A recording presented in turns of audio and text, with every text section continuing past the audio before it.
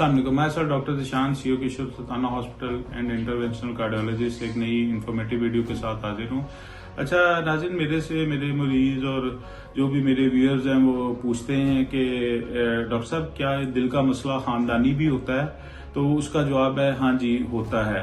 और इसकी मुख्तलिफ वजूहत है। एक तो ये है कि जो कंजेनिटल हार्ट प्रॉब्लम होता है कि आपके जो दिल में सुराख होते हैं या दिल के जो बनावट है इसमें कोई चेंजिंग हो जाती है, तो ये भी आपके जिसे कहते हैं कि सिंड्रोम्स हैं कुछ, उनकी वजह से ये हो जाता है। और दूसरा जो दिल की नालियां तंग हो जाती हैं वो भी एक खानदानी प्रॉब्लम होती है जिसे हम प्री मेच्योर कोरोनरी एथेरोस्क्लेरोसिस कहते हैं। तो ये यूजुअली कुछ फैमिलीज में ये रन कर रही होती है और इन फैमिलीज में हम तब टैग करते हैं कि जब आपकी कह लें कि 55 साल से पहले मेल्स को और 65 साल से पहले फीमेल्स को दिल का मसला हो जाए, उनके किसी बहन भाई वालद वालदा को, तो हम उस फैमिली को कहते हैं कि इस फैमिली को प्रीमेच्योर कोरोनरी एथेरोस्क्लेरोसिस है।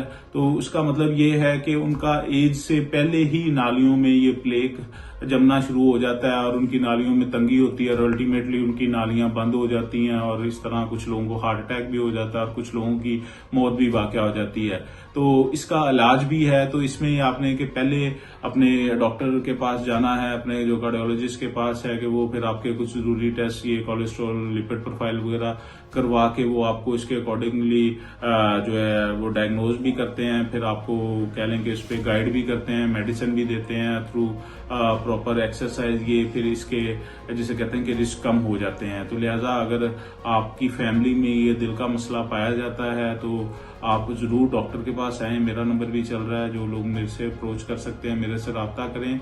मैं आपको इंशाल्लाह ये थ्रू प्रॉपर ये हिस्ट्री और ये आगे इसके जिसे कहते हैं कि सवालों जो आपके साथ आप लोगों का डायग्नोज भी करेंगे और आप लोगों की इसकी ट्रीटमेंट भी बताएंगे। बहुत शुक्रिया।